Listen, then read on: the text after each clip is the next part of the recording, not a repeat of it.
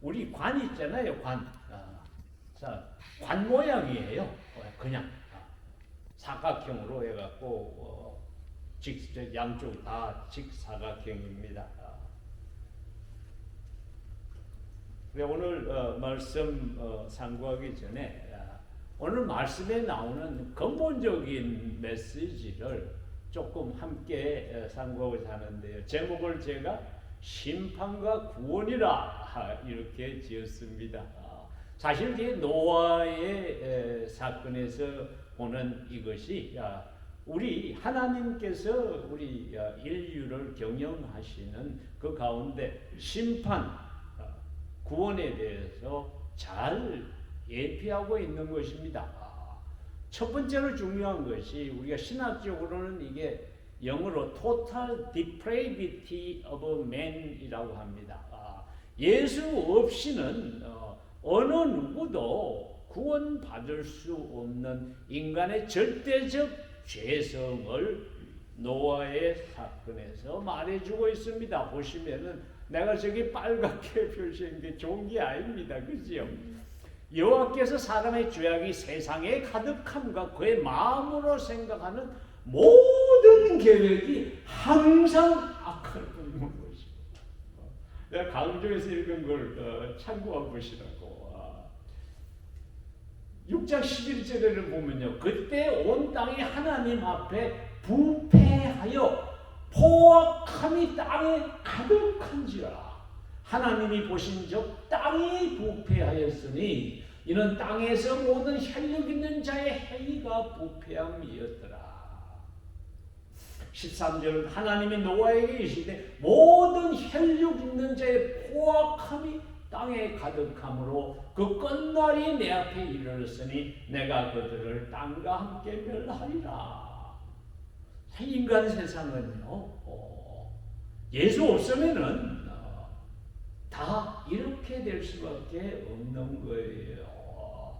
요새 세상 돌아가는 거 보시면서 그래도 뭐 좀 인간은 점점 좋은 방향으로 나아가고 있다고 생각하시는 분들도 있을지 몰라요. 그러나 내면을 보면은요, 똑같습니다. 그때 온 땅이 하나님 앞에 부패하여 포악함이 지금도 땅에 가득한지라. 이 말씀 그대로 적용됩니다. 그래서 방주가 물에 떠 있고 이제 인간들 이렇게 죽음 가운데 홍수 속에 죽어가는 심판의 장면이죠. 그래서 하나님께서 나중에 보시면은 무지개를 주시면서 내가 언약을 세우리 다시는 물로 이렇게 세상을 심판하지는 않겠다고 그러시는데 나중에 보시면은 불로 심판하시죠. 그래서 물로 심판하는 게 나을까? 불에 따끈따끈한 게 나을까? 예, 심판은 심판이요. 그래서 죄의 삭은 사망이요. 로마서 6장 3절에 그러지요. 마찬가지입니다. 죄의 삭은 사망에 이르는 심판입니다. 하나님께서 내가 그들을 땅과 함께 멸하리라.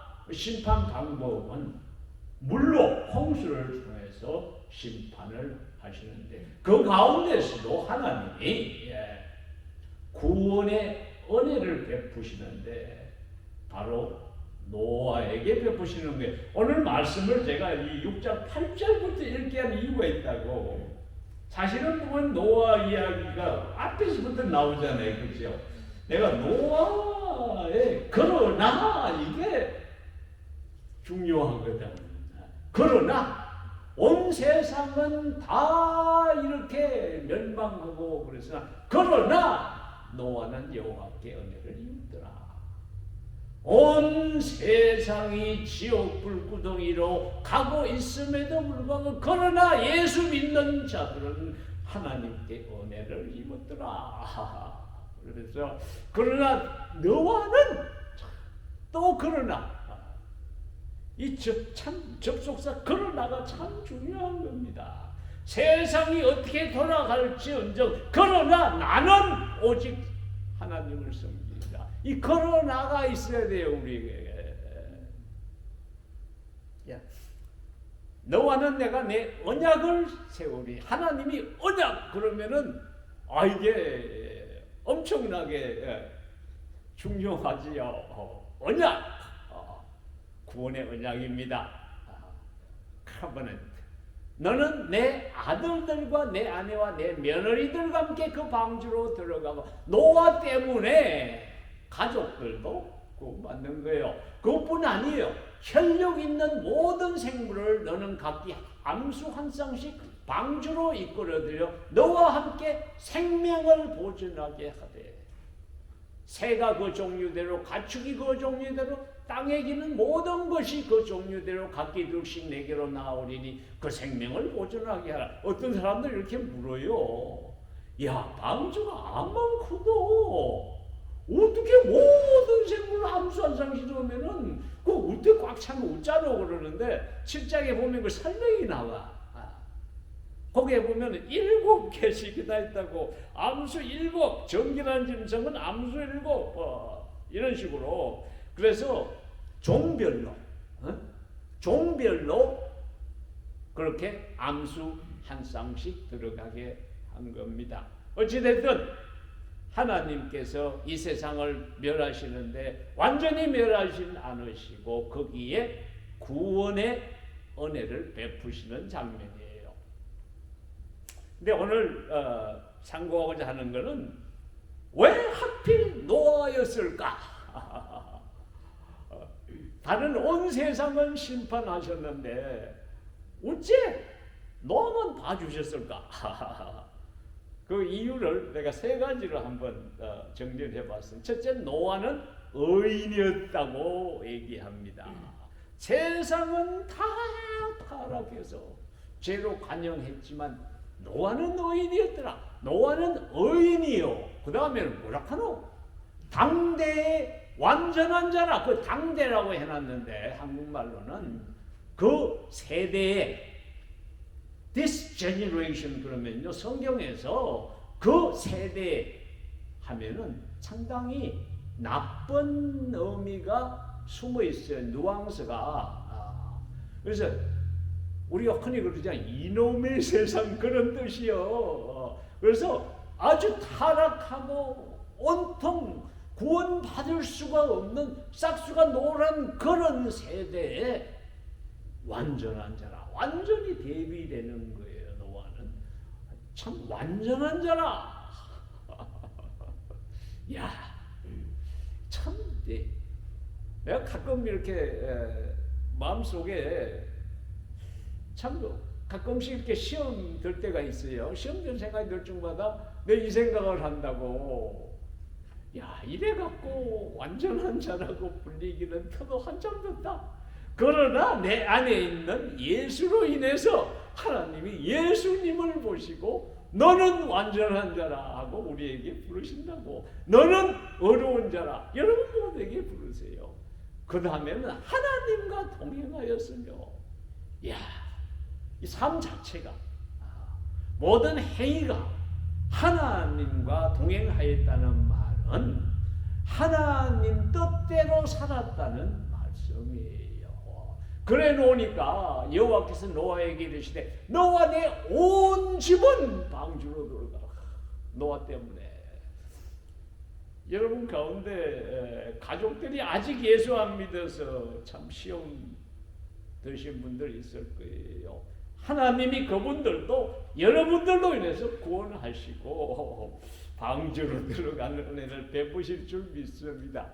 이 세대에서 내가 내 앞에 어려움을 내가 보았음이니라. 연초에 내가 말씀 전할 적에 하나님 앞에 서서 우리가 사는 삶을 얘기했는데 노아가 바로 그랬던 거예요. 하나님 앞에.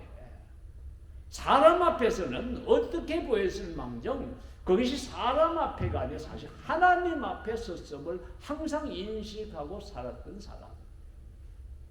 근데 의인인데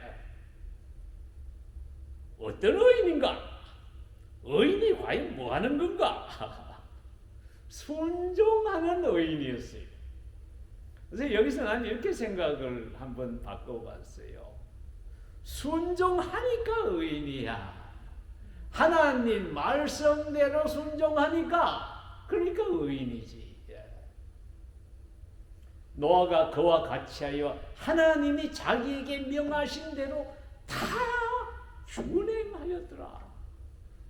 순종 그래서 다 하는 거야. 99%만 순종하고 1% 순종 안 하면 불순종이 되는 거지.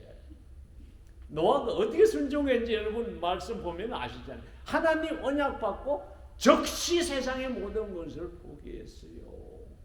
노아가 방주 지은 거 보라고. 방주 사이즈가 어마어마해. 그거 짓는데 이 목재 문방하고 어마어마한 대역사입니다. 이걸 노아가 할 수 있었다는 건 노아가 엄청 부자였던 거예요.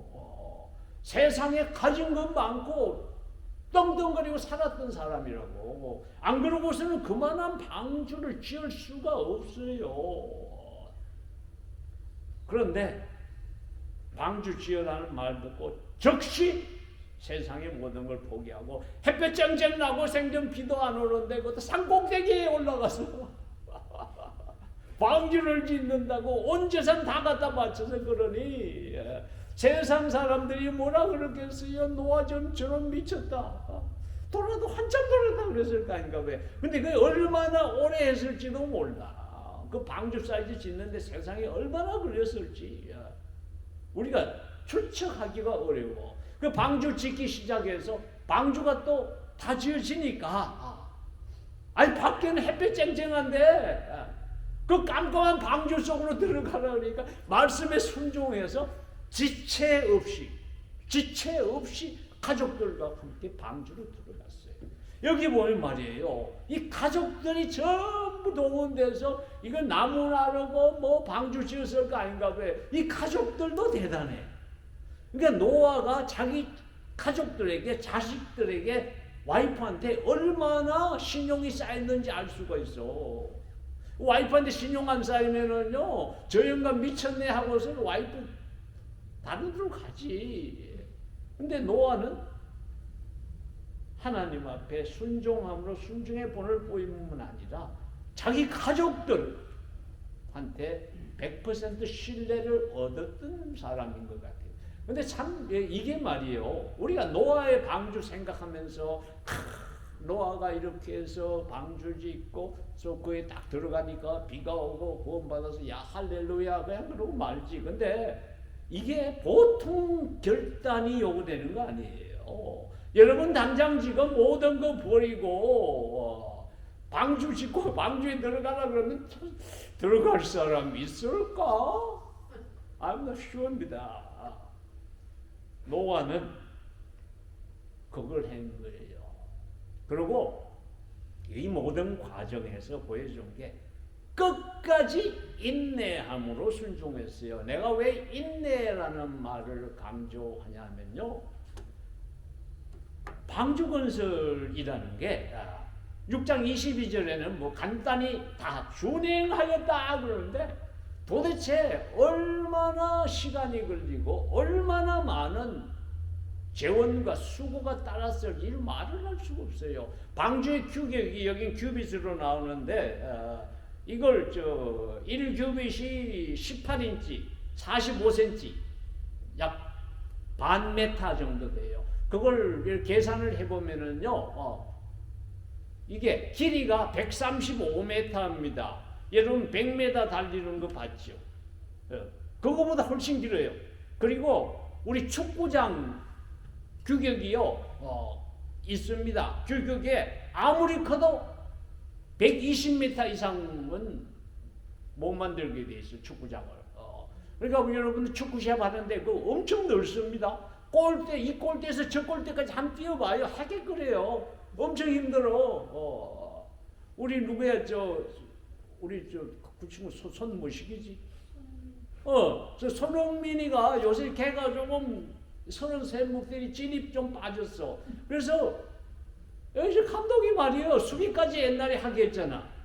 거기에서 수비하다가 공 잡고 뛰어오다 나중에 진이 빠져갖고 슛 할지기 기운이 빠져서 슛이 안 들어가더라고. 그래서 요새는 좀 앞에 세우잖아요. 힘들어. 엄청나게 넓습니다. 거기다가 너비가 22m야. 22m. 이게 이거보다도 훨씬 넓지. 높이가 13m입니다. 엄청나게 커요. 이게 이런 거를 옛날 고대 기술 그때 생각해 보시라고. 아니 전기톱이 있었냐 뭐가 있었냐 세상에. 맨 기껏 있어봤자 돌로 만든 돌 갈아서 만든 거 나무에 이렇게 짜내갖고 그 돌도끼로 나무 잘랐을 거예요. 이게 고포출이라고 해놨는데 고페르나무라는 게 어마어마하게 큰 나무입니다. 몇 알음씩 되는 것을 자르는 것만 해도 이게 보통 일이 아니야. 그 다음에 그놈을 배를 만들려면 그냥은 안 될 거 아닌가 봐. 그거를 이걸 이렇게 잘라야 될 거 아니야. 그리고 그놈을 산 꼭대기까지 운송을 해야 됩니다. 그 사람이 끌고 올 수가 없어. 그 밑에 통나무 이렇게 나가고 굴려 올라왔을 거라고 하나하나씩. 도대체 이 나무를 몇 그루를 베어서 그렇게 수송했을 거예요. 그 다음에 그놈을 짜서 만드는 거 하면 이거 뭐 끔찍한 잡이에요. 그 다음에 역청이 여러분들 저 아스팔트 저거 하는 겁니다. 피치라고 그래 영어로는. 저놈을 요새는 어마어마하게 큰 이 쇠로 된 솥에다가 저놈을 끓여야 됩니다. 그 끓여야 그놈을 치료할 수가 있어. 이 고대 그런 금속이 없는데 도대체 어떻게 끓였는지 모르겠어. 어디 뭐 화산 어디 구덩이에다가 그걸 해서 했는지 어쨌든 좌우지간에 그거 하는데도 말도 못하게 어려움이 많았을 거예요. 그런 과정을 내가 보는데 배 만들어서 역청치라고 하는데 최소한 아무리 짧게 잡아도 20년 이상 걸렸을 거예요. 어쩌면 5, 60년 걸렸을지도 몰라요. 그 세월을 그거 절여서 짓는데 마음의 시험은 얼마나 많아가서 당시에는 비가 전혀 안 오고 항상 날이 쨍쨍하니 주위에서는 도와주기는커녕 좀 미쳤다고 계속 그러는데 시험은 얼마나 들었을까. 근데 그걸 참고서 방주를 지었어요. 방주 짓는 것뿐이 아니라 지어갖고서 방주 안에서 들어가니까 비가 내리기 시작해서 갇혀 있던 시간이 총 371일간입니다.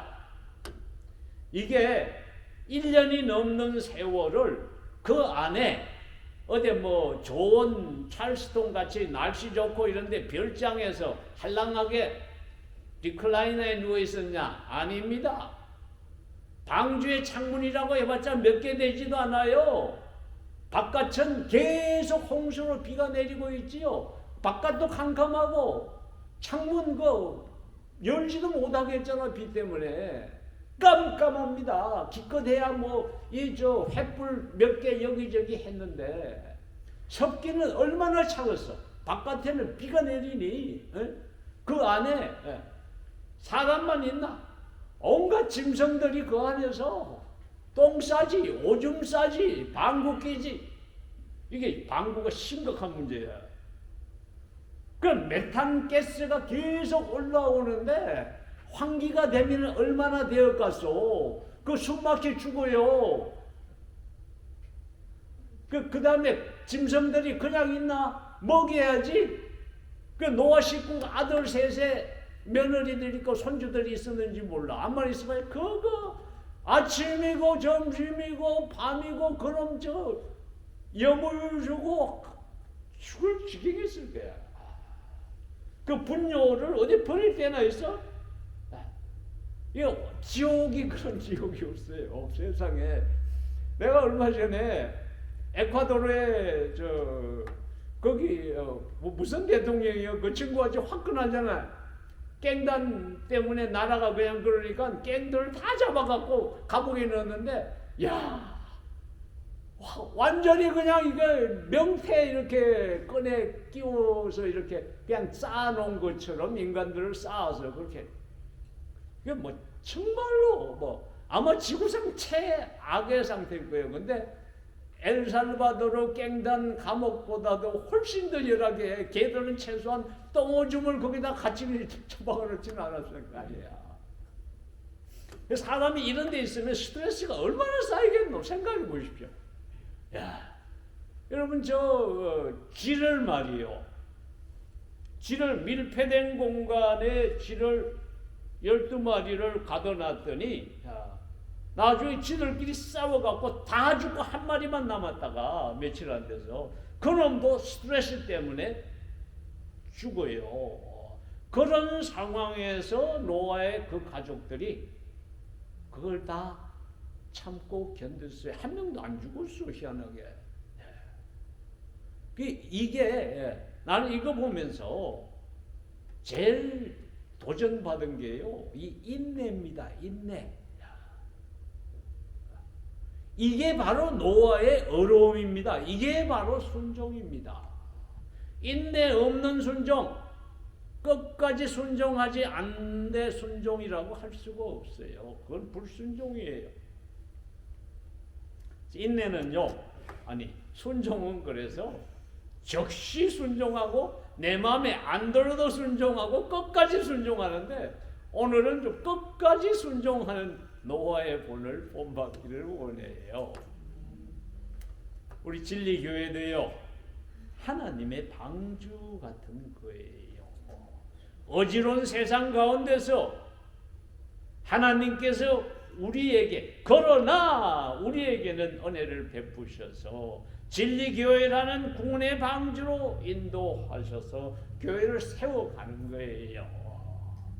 지금까지 참 여러분들 많은 수고와 고난을 겪으신 줄 알아요. 노아의 방주도 그 많은 세월을 희생과 참 어려움과 투자가 있어서 가능했어요. 노아가 그 엄청나게 큰 고페르 나무 벌목하고 또 수송해서 방주 짓는 데 들어간 시간을 생각을 해보셔야 돼. 그래서 진리교회가 고뇌 방주로서 제대로 지어지기 위해서는 아직도 여러분들의 많은 희생과 수고와 인내가 요구되는 거예요. 두 번째는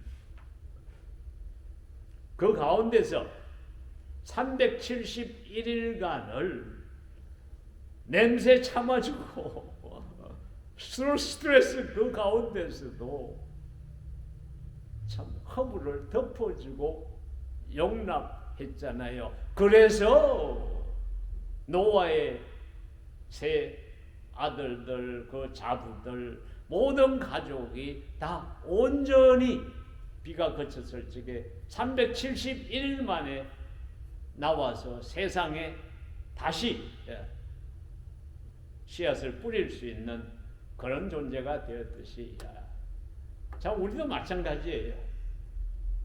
그래서 난 노아의 방주를 생각하면서 어떤 분들은 말이에요, 교회에 오면은 거기는 다툼도 없고 질투도 없고 그저 축복과 행복과 화목과 좋은 것만 있다고 생각하시는 분들이 있어요. 그런 분들 교회 와서 쉽게 시험받아.